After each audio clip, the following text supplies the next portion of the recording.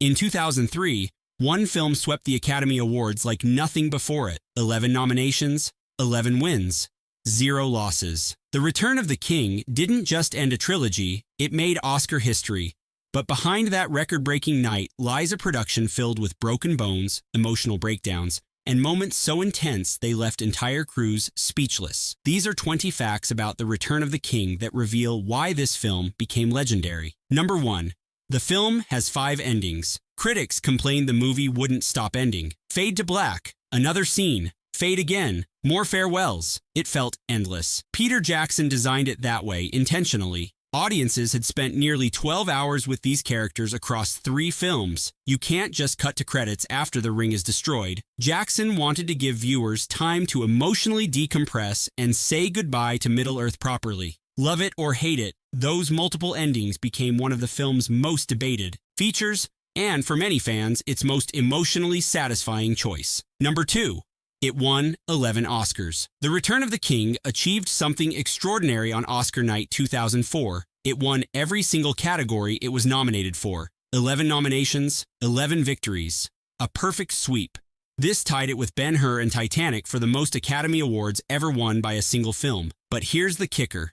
It was a fantasy movie, a genre the Academy had historically ignored. Suddenly, Hobbit stood alongside the greatest achievements in cinema history. No fantasy film before or since has matched that record. The Return of the King didn't just win, it dominated. Number 3. Viggo Mortensen really broke his toe. Remember the scene where Aragorn finds the burning orc pile and believes Merry and Pippin are dead? He kicks a helmet in anguish and screams in rage. That scream is real. Viggo Mortensen actually broke 2 toes on that kick. Peter Jackson kept the take because the pain translated into something no actor could fake. Genuine, visceral emotion. Mortensen never broke character. He channeled the agony directly into Aragorn's despair. That's commitment to the craft that borders on insanity. Number 4. The Extended Edition. The theatrical cut of The Return of the King runs about 3 hours and 20 minutes. The extended edition runs 4 hours and 23 minutes. That's an additional hour of footage. Major character moments. Deleted scenes that expand the lore. Saruman's fate, completely absent from theaters, finally shown. The Mouth of Sauron, expanded battles, deeper emotional beats. For serious fans, the extended editions aren't optional. They're the definitive versions. And The Return of the King's extended cut is the longest, the most ambitious, and arguably the most rewarding. Jackson and his editors spent months assembling these longer versions, reintegrating effect shots that hadn't been completed for theatrical release and balancing pacing across an even longer runtime. The result is a film that demands commitment and rewards it with a depth no theatrical experience could match. Number 5. No actor knew they'd win 11 Oscars. The cast arrived at the 2004 Academy Awards hoping for a few wins. Maybe Best Picture. Maybe some technical categories. Nobody expected what happened next. Category after category went to The Return of the King. The actors started exchanging glances. By the 5th or 6th win, they realized something historic was unfolding. Elijah Wood later described watching the sweep in disbelief, slowly understanding they were part of cinema history. The Fellowship was reunited that night, watching their shared dream become legend. Number 6. Gollum's death. Now we need to talk about the performance that changed cinema. Andy Serkis as Gollum had already redefined what was possible with motion capture in The Two Towers. But his final scene in The Return of the King, Gollum's plunge into Mount Doom, clutching the ring he died to possess, was something else entirely. Serkis performed that death in a single take. Full motion capture, complete emotional commitment, the desperation, the ecstasy, the horror of falling while holding the thing he loved most. All captured in one unbroken performance. When it was over, the crew stood in silence. Serkis had given everything. The digital animators would build Gollum's body around that performance, but the soul of the moment, that was all Serkis, channeled through sensors and translated into pixels. Number 7. One of the largest miniatures ever built. The White City of Gondor looks massive on screen.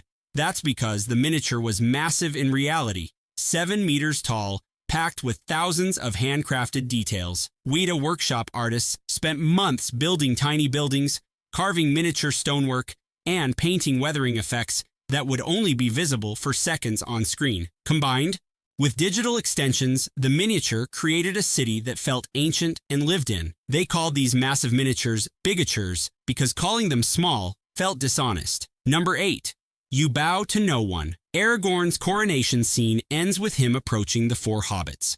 They begin to bow, and he stops them with 5 words that break audiences every time. My friends, you bow to no one. That line doesn't exist in Tolkien's original text. It was added during production, and nobody anticipated its emotional impact. It became one of the most quoted moments in the entire trilogy, a perfect encapsulation of what the Hobbit's sacrifice meant. Sometimes the best lines aren't written in the source material, they're discovered on set. Number 9. The Army of the Dead was almost fully practical. Jackson originally wanted to go even further with practical effects.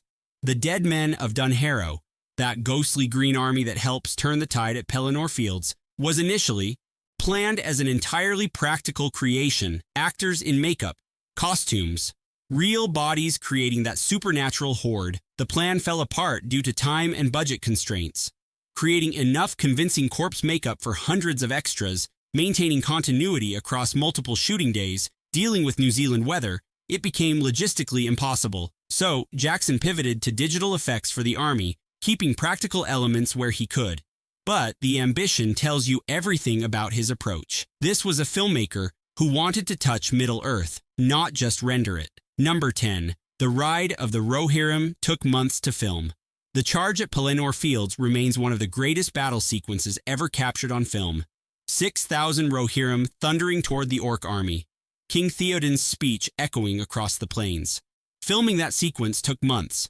Hundreds of real riders required extensive rehearsal and coordination. The choreography had to account for horse safety, camera positions, and the sheer logistics of moving that many animals at full gallop. When Theoden shouts, "Death," and the horns sound, you're watching the result of countless hours of preparation, and it shows in every frame. Number 11. Sean Astin actually stepped on broken glass. When Sam charges into the river to follow Frodo's boat, Sean Astin wasn't acting through discomfort. He was enduring genuine injury. Broken glass, hidden in the riverbed, sliced his foot badly. The crew rushed him to medical care, but Peter Jackson kept the footage. That desperate determination you see on Sam's face? Part of it is real pain mixing with performance. The Lord of the Rings demanded sacrifice from its cast. They gave everything. Number 12. Over 100 musical themes. The soundtrack for the trilogy isn't just background music. It's a symphony of storytelling containing more than 100 distinct leitmotifs. Each culture has its own sound. The Shire's gentle folk melodies, Rohan's Nordic brass, Gondor's regal strings. Characters carry their own themes that evolve across 3 films. Howard Shore wove these motifs together so seamlessly that audiences feel the music without consciously recognizing its complexity. The score won the Academy Award. It deserved several more. Number 13. Elijah Wood filmed Frodo's final scene first. Here's something that changes how you watch the trilogy. Frodo's departure to the Grey Havens, that devastating farewell, was one of the first scenes filmed during the entire production. Elijah Wood carried that ending with him for years. Every scene of hope, every moment of fellowship, he already knew how it would end. That knowledge colored his entire performance with a melancholy that audiences feel without understanding why. He said goodbye before he ever said hello. Number 14. The first CGI character. Before Andy Serkis, motion capture performance wasn't considered real acting. Animators got the credit. The technology took the spotlight. The human beneath the pixels was overlooked. Serkis changed that forever. His work as Gollum earned recognition from critics' circles and awards bodies who finally acknowledged that a digital character could deliver genuine dramatic performance. He didn't just play Gollum, he proved that motion capture was acting. Every performance capture role since owes a debt to what Serkis accomplished. Number 15. Shot simultaneously with the entire trilogy, Peter Jackson didn't make 3 movies. He made one massive production that lasted 438 consecutive shooting days. All 3 films were filmed together across New Zealand.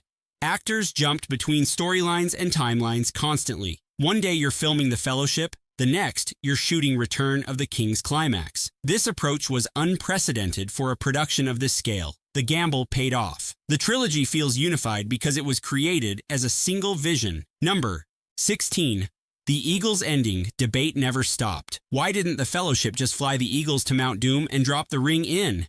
It's the question that has haunted Tolkien fans for decades, and The Return of the King brought it roaring back. Defenders cite the Eagle's pride, Sauron's aerial defenses, and the ring's corrupting influence. Critics call it a plot hole. The debate rages in comment sections and forums to this day. Peter Jackson never directly addressed it in the films.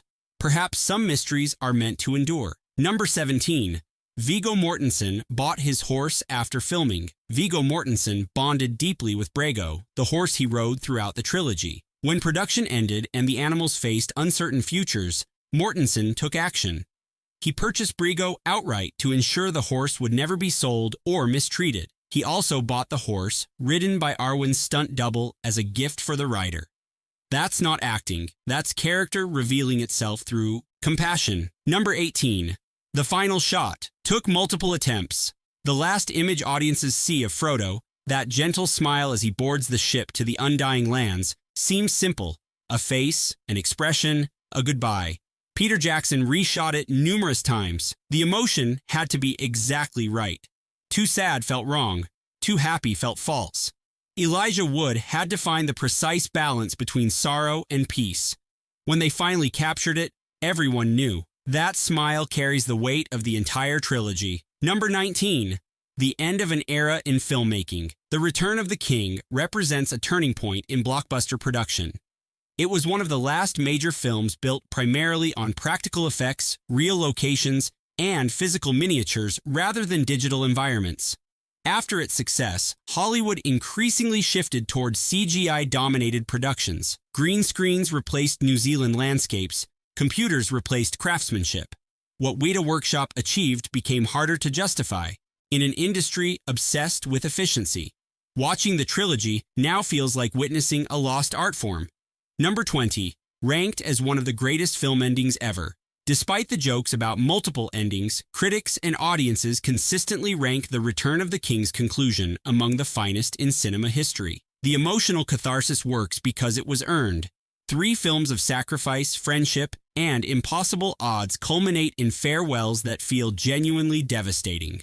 When Sam returns home to his family and says, "Well, I'm back," you feel the weight of everything that came before. The Return of the King didn't just end a trilogy, it delivered a conclusion worthy of the journey. 20 facts. 1 legendary film. The Return of the King proved that fantasy could stand among cinema's greatest achievements and changed how Hollywood approached epic storytelling forever. If these facts surprised you, hit subscribe and explore more hidden movie history on this channel. The past is full of secrets waiting to be discovered.